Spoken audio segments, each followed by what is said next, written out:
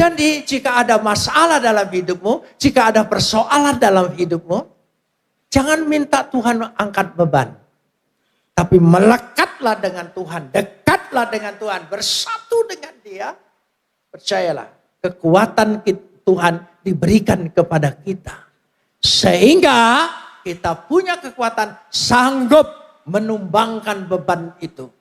Menghalau segala hambatan, halangan, rintangan, semua bisa tertolong.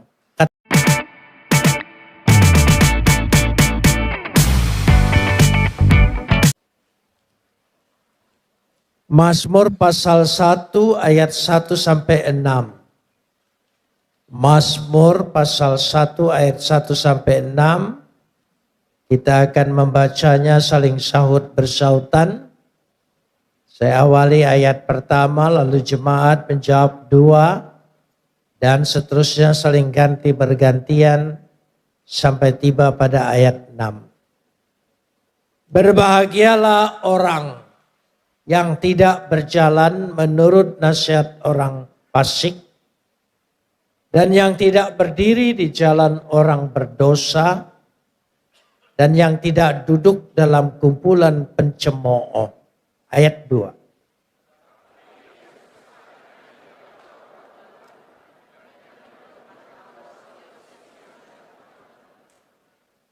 Ia seperti pohon yang ditanam di tepi aliran air, yang menghasilkan buahnya pada musimnya, dan yang tidak layu daunnya.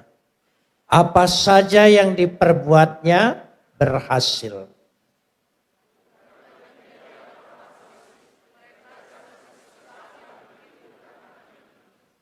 Sebab itu orang fasik tidak akan tahan dalam penghakiman. Begitu pula orang berdosa dalam perkumpulan orang benar.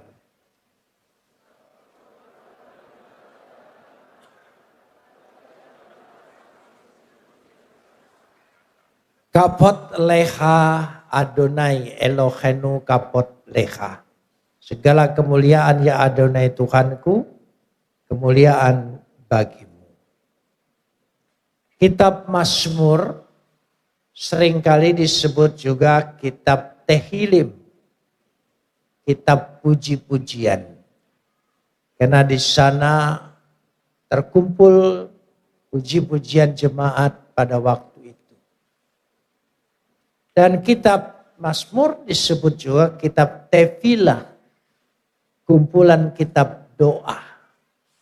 Doa-doa yang dinaikkan pada umat zaman itu. Kitab Mazmur disebut juga Mizmor, sebuah dendang atau sebuah senandung yang mengandung rintihan, keluhan, permohonan kepada Tuhan. Tapi kitab Mazmur juga kesimpulannya disebut Zemuroh. Zemuroh dalam bahasa Ibrani artinya menjadi sebuah pengajaran. Karena baik doa, baik pujian menjadi sebuah bukti bahwa itu sudah dikabulkan oleh Tuhan. Sehingga menjadi sebuah pengajaran. Hari ini saya mengajak kita melihat pada Mazmur yang pertama. Yaitu berbahagialah orang. Ada kata yang begitu kita impikan, yaitu kata bahagia. Kata bahagia dalam bahasa Ibrani mengambil kata asre. Asre haish. Yaitu berbahagialah haish orang itu. Sehingga menjadi sebuah pengajaran bagaimana yang disebut di dalam kitab Mazmur yaitu bahagia. Kata asre itu berakar dari kata asar. Asar itu berarti berkati, yaitu diberkati. Jadi bahagia itu sangat erat hubungannya dengan berkat. Dan berkat itu datang dari Tuhan. Kata berkat yang datang dari Tuhan memakai kata Ibrani barak atau barakah. Barakah itu adalah berkat yang datang dari Tuhan kepada manusia. Kata asar adalah berkat kehidupan dari manusia kepada manusia. Maksudnya, kalau kita bahagia, bukan hanya Tuhan memberkati kita, sehingga kita menjadikan orang bahagia, tetapi kebahagiaan kita bisa dilihat, bisa dirasakan oleh sesama manusia. Baik di hadapan Tuhan, harus baik juga di hadapan sesama manusia. Karena itu tidak bisa kita berkata, aku yang terpenting baik di hadapan Tuhan. Tidak, dua-duanya penting. Di hadapan manusia dan di hadapan Tuhan. Bagaimana supaya kita bisa bahagia? Ayat 1 mengajarkan. Karena itu mari kita lihat. Dikatakan di situ, orang yang tidak berjalan menurut nasihat orang fasik, yang tidak berdiri di jalan orang berdosa, dan yang tidak duduk dalam kumpulan pencemooh. Orang yang tidak berjalan, ada kata berjalan. Berjalan menggambarkan dalam bahasa Ibrani halak. Halak itu untuk menunjukkan perilaku, sikap hidup kita. Itu gambaran dari halak.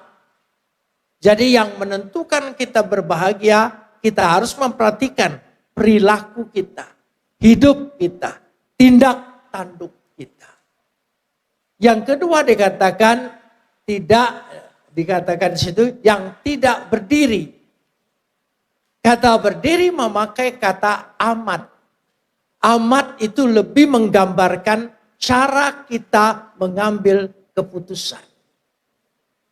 Ketika kita mengambil tempat, mengambil keputusan, di situ menentukan hidup kita berbahagia atau tidak.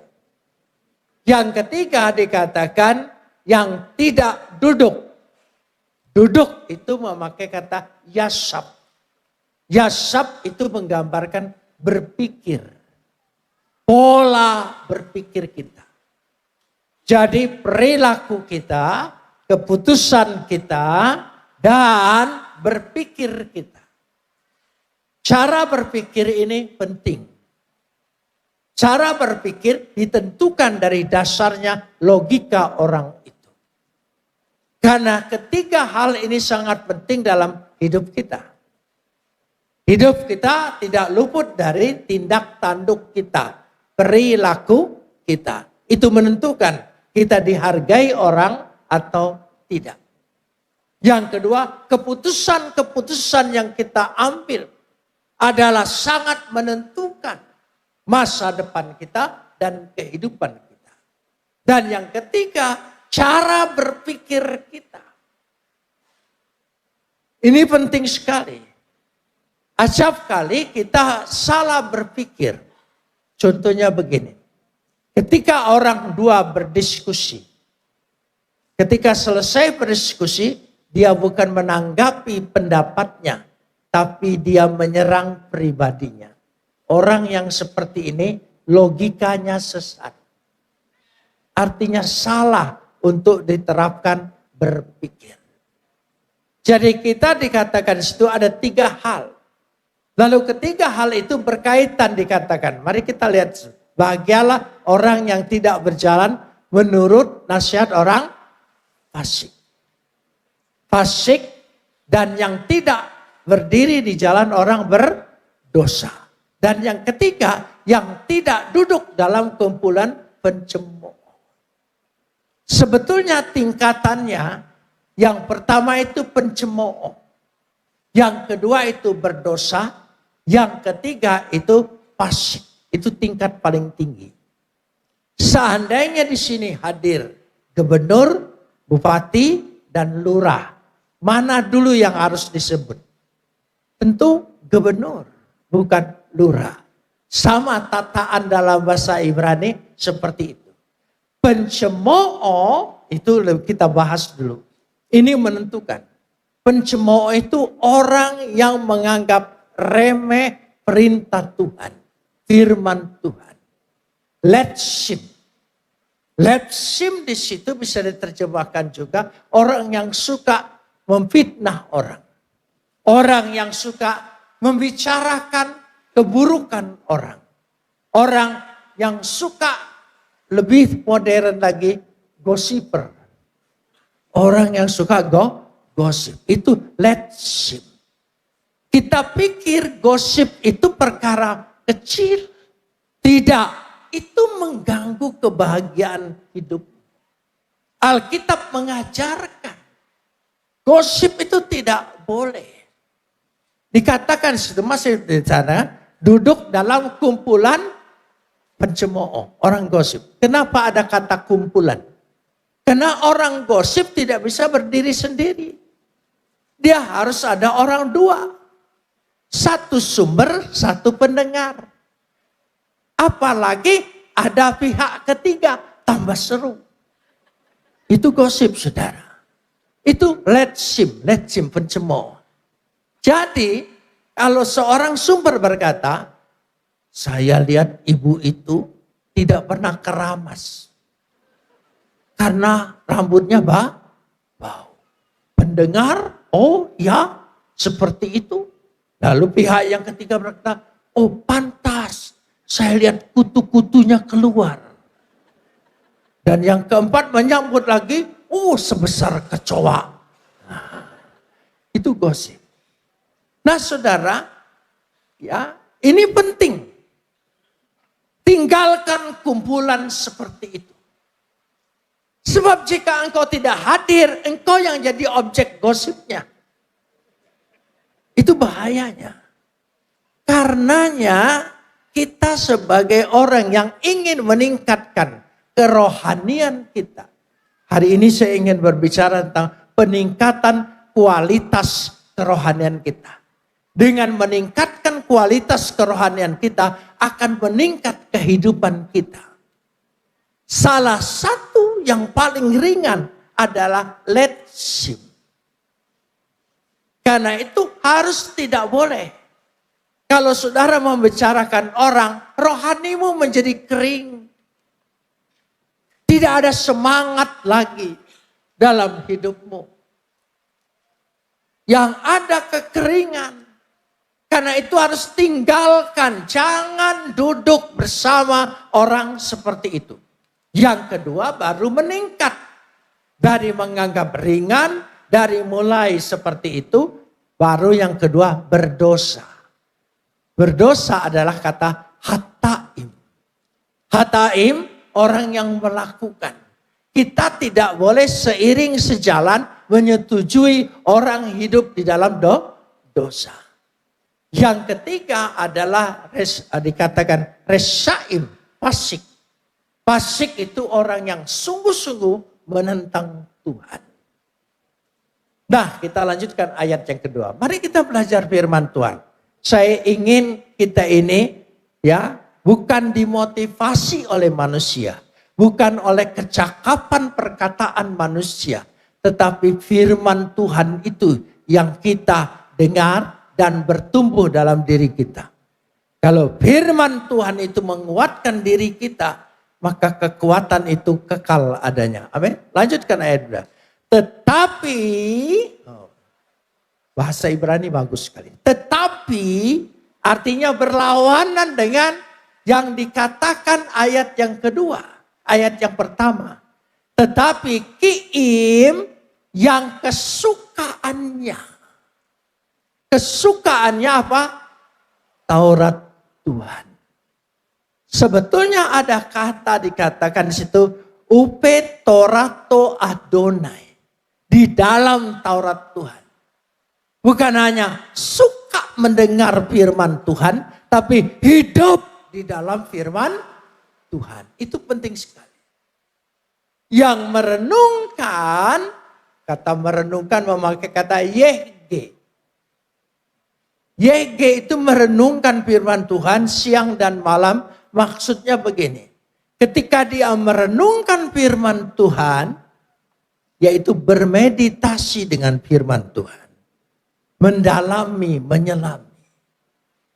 Yang kedua dikatakan setelah bermeditasi, dia mengatakan berkontemplasi dengan firman Tuhan. Setelah itu dia mendapat iluminasi dalam firman Tuhan. Sehingga dengan demikian itu yang dimaksudkan merenungkan firman Tuhan. Membentuk diri kita, menguasai kita. Saudara yang dikasih, saya kasih contoh begini. Saya bertobat bukan karena ada orang yang berbicara dengan saya atau berdiskusi dengan saya. Saya percaya Yesus tampak melalui itu. Tetapi karena membaca firman. Saya membaca firman Tuhan, ya, mempelajari firman Tuhan bukan untuk beriman, tapi untuk mencari kelemahan-kelemahannya. Itu tugas saya waktu dulu. Ketika saya mempelajarinya dan terus-menerus mencari kelemahan-kelemahan dari segala sisi bahasa, kalimat atau apa saja atau pesannya, sampailah saya pada Yohanes 1 ayat 1. Pada mulanya adalah firman, firman itu bersama-sama dengan Tuhan, firman itu adalah Tuhan. Ya, lembaga Alkitab menerjemahkan kata Allah, tidak apa-apa. Tapi saya tidak berani nyebut itu karena takut ingat mantan yang lama. Jadi saya sebut saja yang netral, Tuhan. Jadi karena itulah yang membuka hati saya. Sehingga saya percaya. Dan percaya saya menghebohkan. Tahun 74 itu sangat menghebohkan. Lalu apa yang terjadi? Saya ditangkap oleh Kopkamtib, diperiksa di Laksusda, bukan oleh polisi.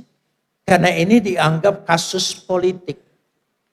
Pasti ada orang yang membujuk orang ini menjadi Kristen.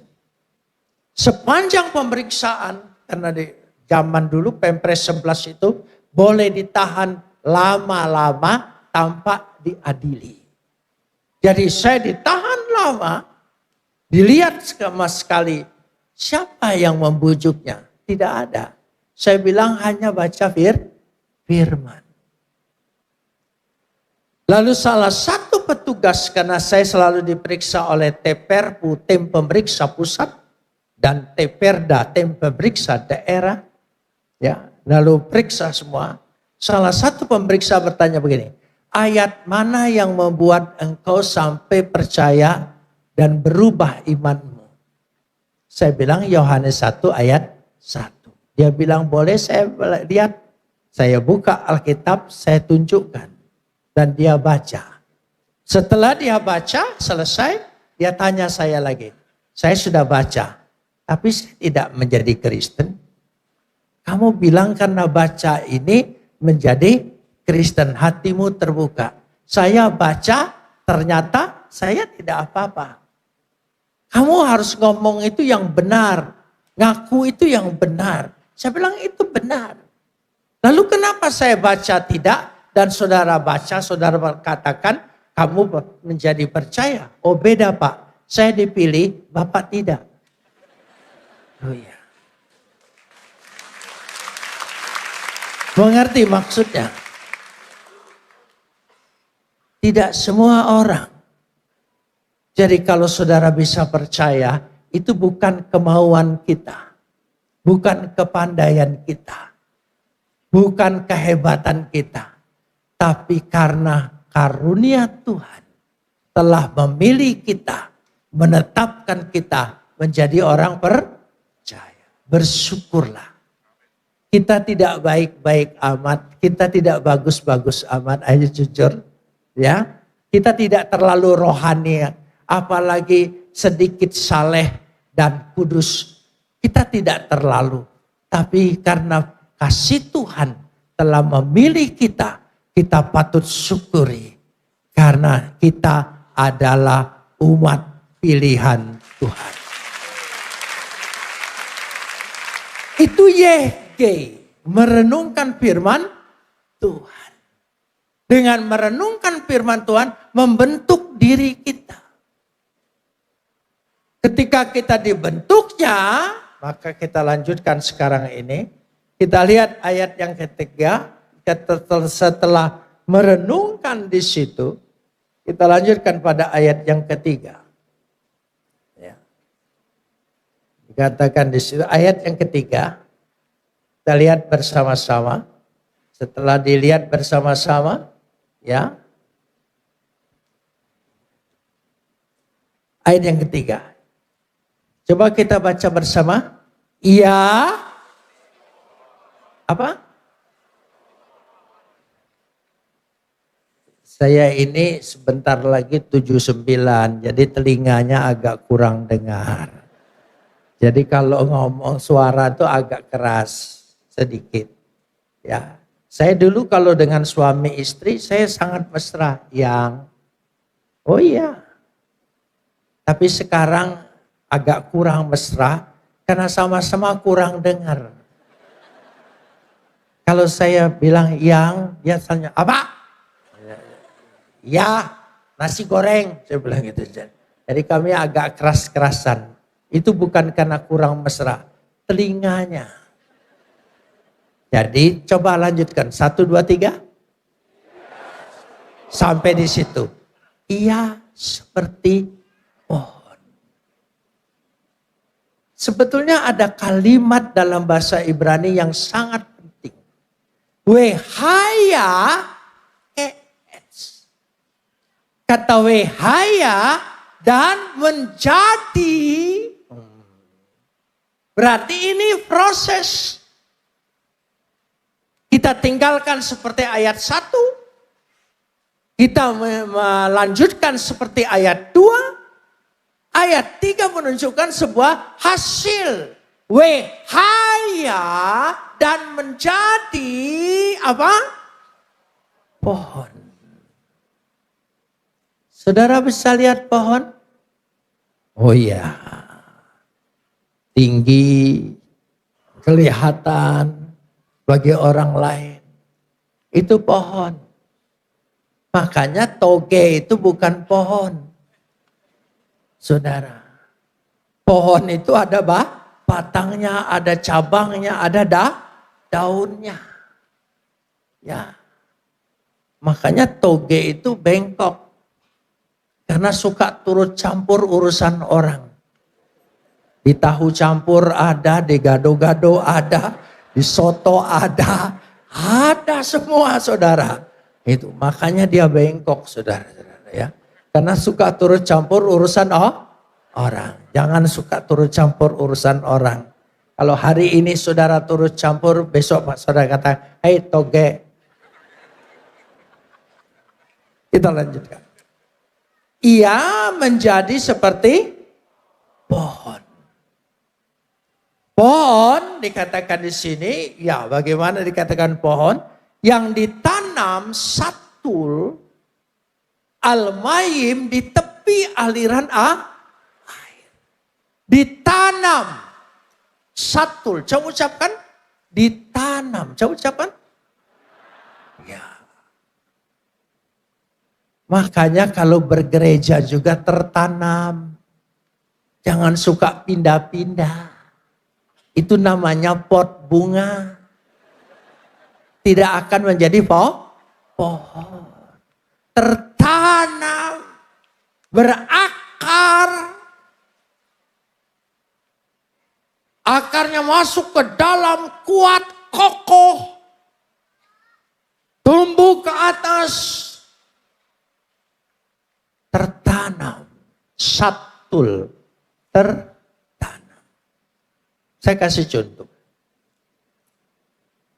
Waktu saya pergi ke Israel lewat Mesir, Ya, tahun 81 masih dilarang-larangnya. Beberapa kali saya pergi ke sana, saya ingin mengikuti perjalanan Musa. Tidak lewat mobil, tapi lewat padang gurun. Saya serba ingin tahu, ingin merasakan. Jadi disiapkanlah. Ada rombongan yang mengantar itu jauh lebih banyak. Ada 7 onta, isi makanan, isi orang, petunjuk semuanya dan saya. Berangkatlah kami. Keluar dari gurun Sinai, langsung masuk ke padang gurun. Malam hari dinginnya luar biasa. Kami harus bermalam. Lalu sampailah kepada satu oasis. Di oasis itu selalu cirinya tumbuh pohon korma.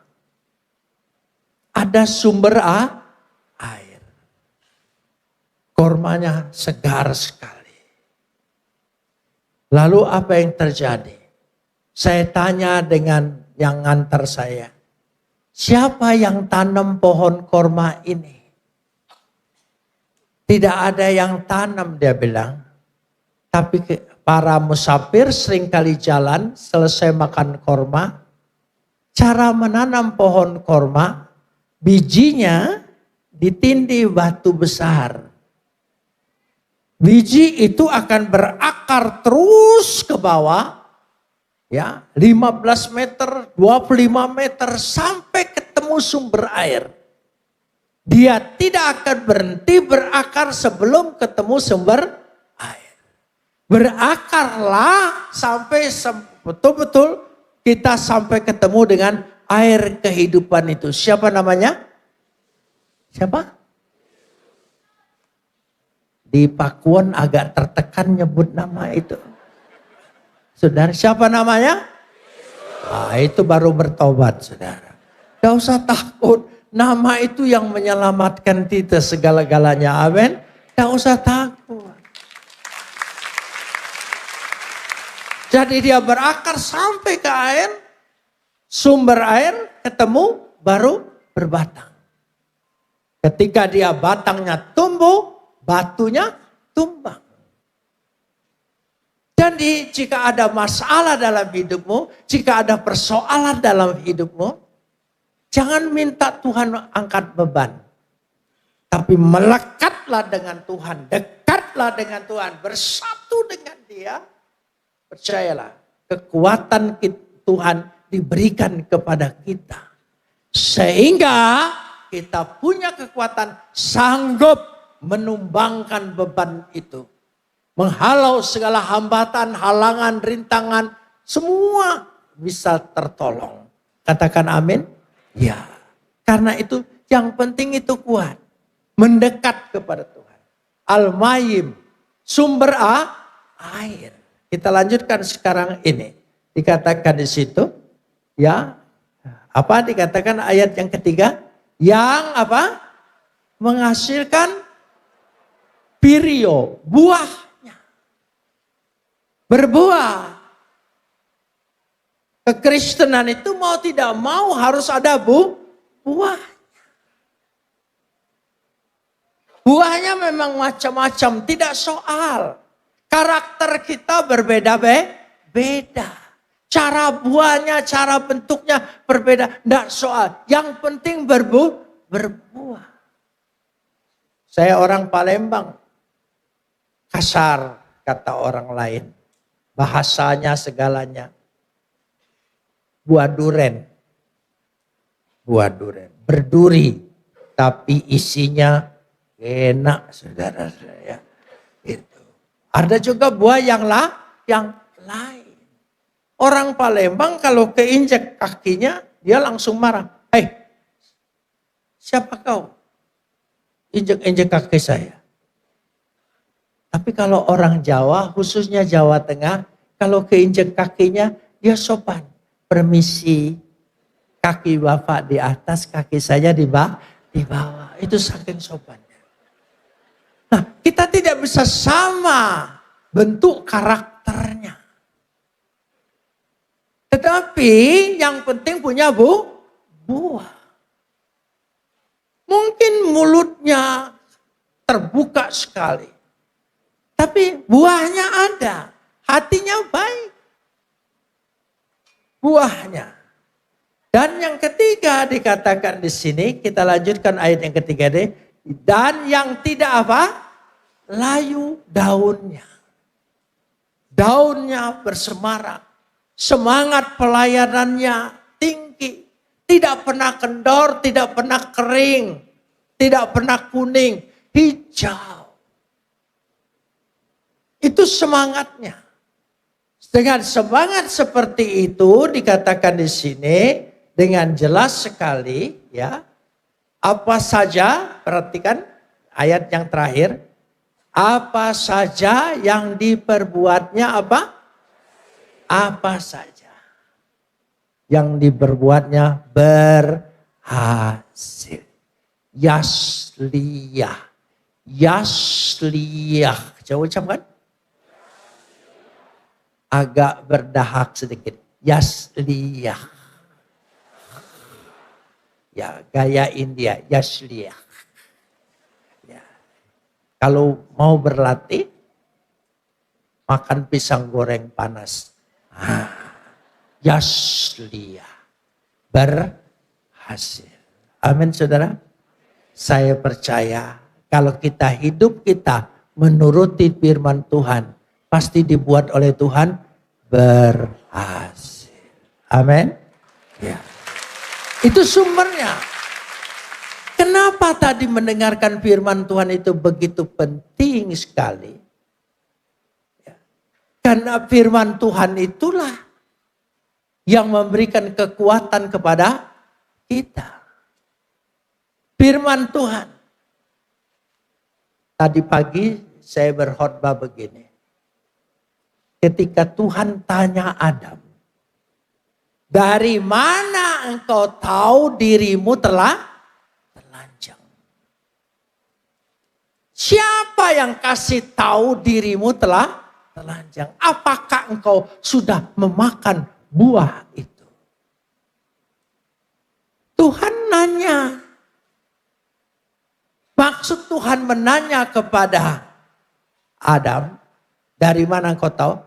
Karena kau sudah mendengar kabar sumber berita bukan dari Tuhan. Tapi dari setan. Jika engkau mendengar kabar segala sesuatu di luar Tuhan yang ada telanjang, kehinaan, kerendahan, tidak ada harapan, mengecewakan, itu semua. Jangankan dulu, sekarang saja. Berita-berita dunia, apa menggembirakan kita? Tidak. Semua membuat khawatir. Dengan segala macam bencana, dengan segala sesuatu, sangat membuat khawatir. Tapi percayalah, firman Tuhan yang menjadi pedoman kita. Firman Tuhan yang kita harus dengar, amin. Tuhan akan memelihara kita selama-lamanya. Amin. Kita adalah biji mata Tuhan. Tuhan sanggup peliharakan kita. Apapun yang kita hadapi, katakan Tuhan memelihara kita. Amin. Beri kemuliaan bagi Dia. Karena Tuhan yang peliharakan. Jadi kalau saudara dengar kabar, sepandai apapun manusia di dunia ini,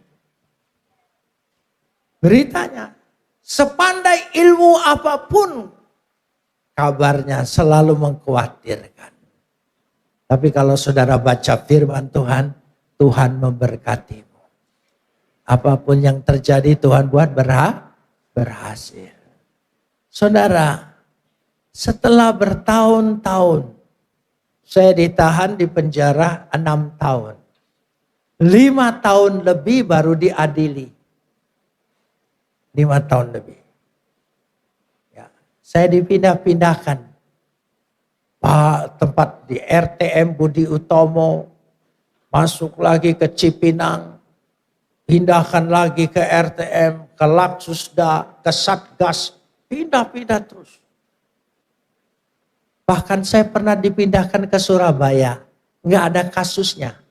Jadi saya pernah jadi penduduk Kalisosok 2 tahun 5 hari di Kalisosok. Setelah itu pindah lagi ke Jakarta. Kenapa dipindahin? Karena setiap tempat saya baptis orang. Saya injili orang. Saya tidak lihat lagi kesusahan yang saya hadapi, tapi saya lihat kesempatan yang Tuhan berikan. Sehingga saya menginjili mereka. Dan enak sekali. Mumpung mereka merasakan dirinya menyesal dan berdosa. Itulah kesempatannya. Dan banyak yang dibantu. Meskipun waktu itu saya belum jadi pendeta. Penginjil pun belum. Tapi setelah saya menginjili mereka. Mereka minta dibaptis. Saya baptis. Iya. Dan karena di penjara itu bak mandinya besar-besar. Jadi kami dekatin penjaganya sesama narapidana. Ya, kasihlah rokok begitu supaya diizinkan kami masuk duluan. Barulah saya baptis. Saya masih ingat di Surabaya ini baptis orang itu. Setelah dibaptis, saya lupa. Mestinya doa dulu baru dibaptis. Saya baptis dulu baru doa. Begitu dia keluar hampir mati saya. Mestinya kan doa dulu baru masukin. Ini enggak, saya masukin dulu baru doa. Keluar. Dia bilang hampir mati. Saya bilang betul. Hidupmu yang lama harus mati. Kau bangkit dalam hidup yang baru.